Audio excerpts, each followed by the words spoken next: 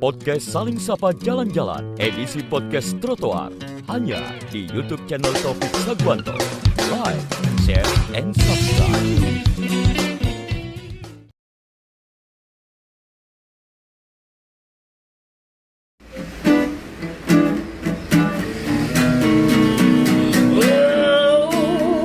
Jangan sedih, jangan muram, berikanlah sebuah senyuman.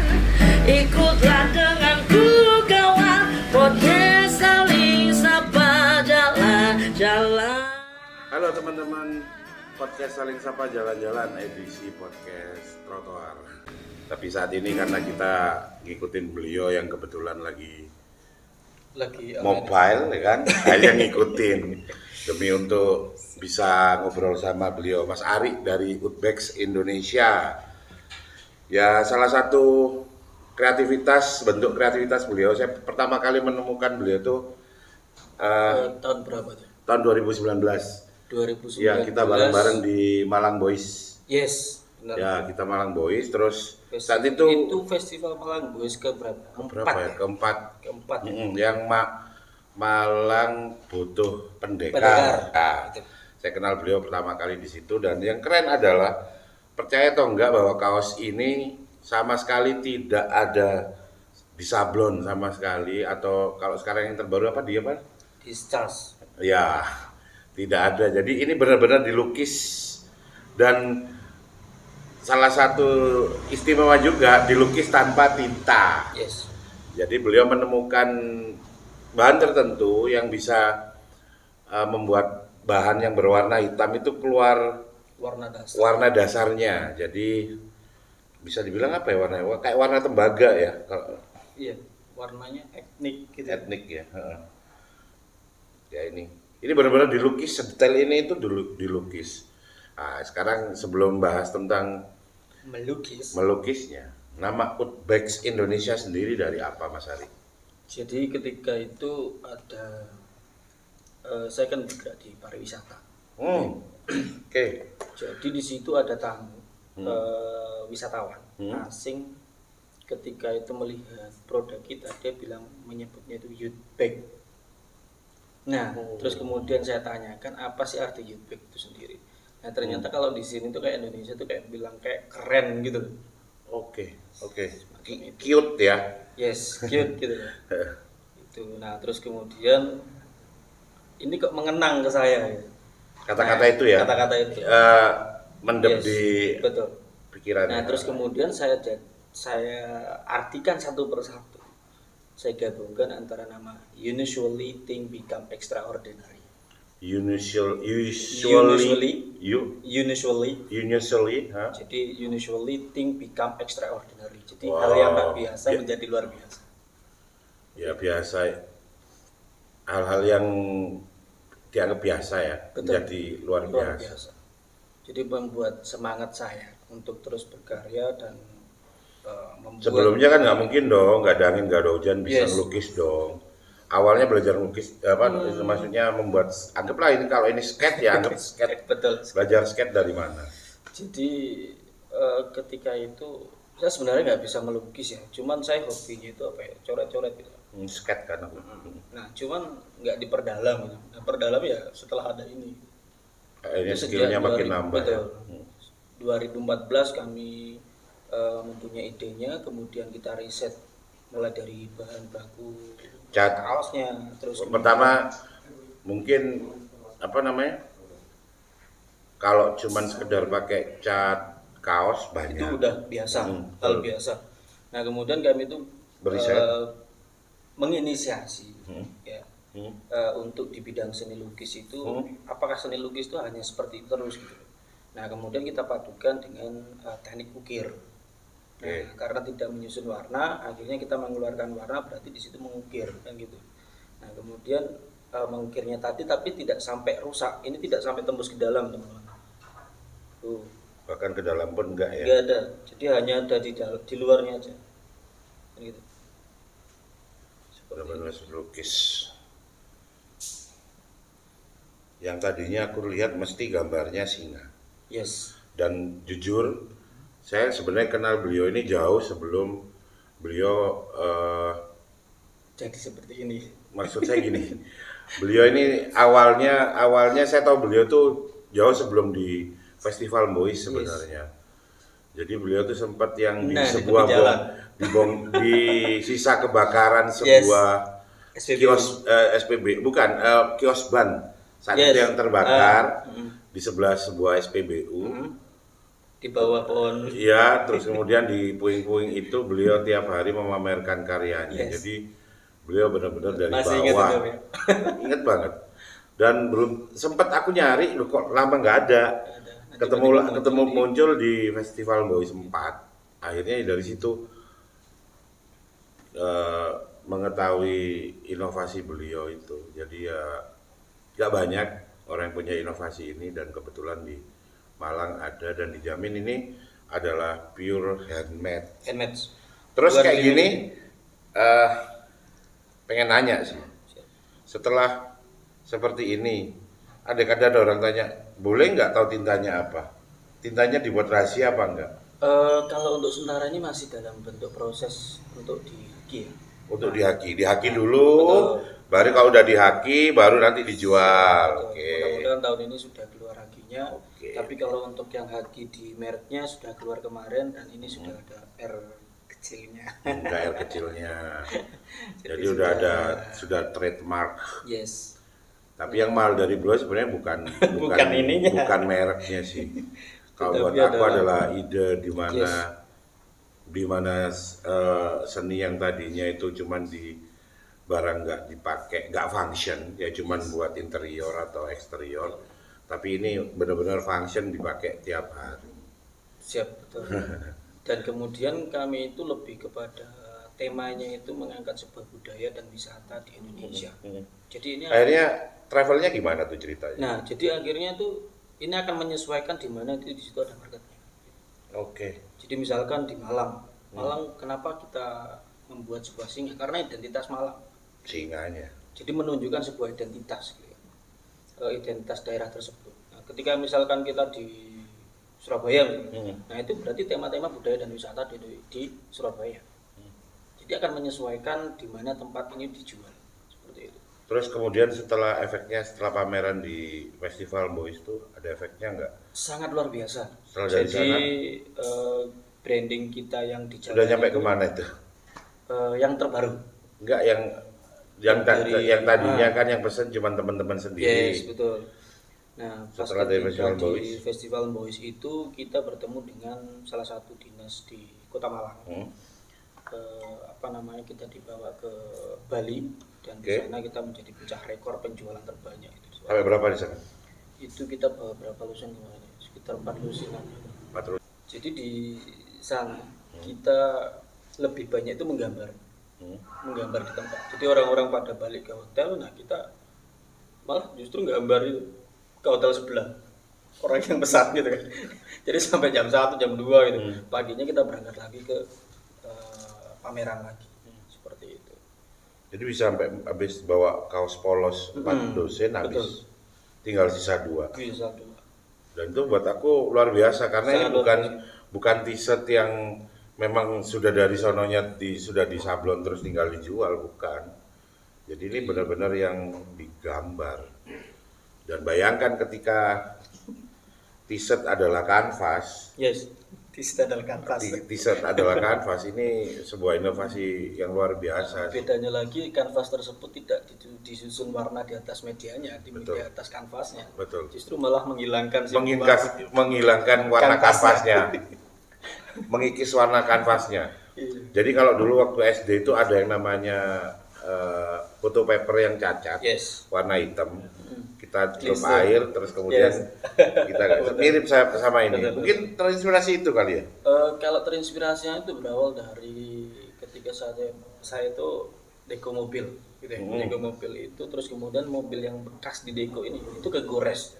Nah, mengeluarkan sebuah abstrak itu menjadi sebuah gambar yang sangat luar biasa. Waktu itu saya anggap itu adalah gambaran yang tidak sengaja, tetapi mempunyai gambar yang sangat luar biasa. Nah, itulah dari situ saya berpikir, oh berarti di situ ada warna gelap. Di balik warna gelap itu ada warna lebih terang dan mengeluarkan gambar yang Malah dari itu ya istilahnya, dari mobil baru dicat terus ke gores ya. Nah kemudian apakah itu bisa nggak teknik itu diaplikasikan di kayu? Nah seperti itu. Jadi sama dengan ini mereduksi warna celup kaos hitam ini, kemudian sehingga warnanya turun ya. Betul. Nah terus kemudian apa hitam aja? Nah itu menyesuaikan dari bahannya sendiri. Kalau mamanya warna selain hitam? Kalau yang bagus itu memang yang hitam. Nah tetapi di situ kita kan pakai karton bambu ya. Nah karton bambu itu hanya ada 2 warna. Untuk sementara ini yang kami temui. Hitam sama putih. Iya, nah warna dasar. Sedangkan putih itu adalah warna dasar. Nah sedangkan teknik kita itu memakai warna dasarnya, mengambil warna dasarnya. Kan dengan gitu. Mereduksi warna hitam. Betul. Oh berarti ini hanya sebatas ke katun bambu ya? Ya. Dan ketebalannya tertentu atau harus 30 SK ini? Kalau ketebalan katun bambu memang satu jenis ya. Katun bambu 30 S aja ya? Iya, 30 S. Okay. Tidak ada yang 24 S. Oke. Sebenarnya kalau ada yang lebih tebal enak ya, lebih berani ini ya. Betul. Kalau memang di atas, kalau S itu biasanya lebih kecil S-nya berarti yang lebih tebal kan? Lebih kecil S-nya lebih tebal. Nah ya, berarti 24 S kan berarti dia lebih tebal lagi dan mungkin lebih ekstrim lagi untuk diambil diredus ininya. Nah, itu yang ada cuma di katun combat.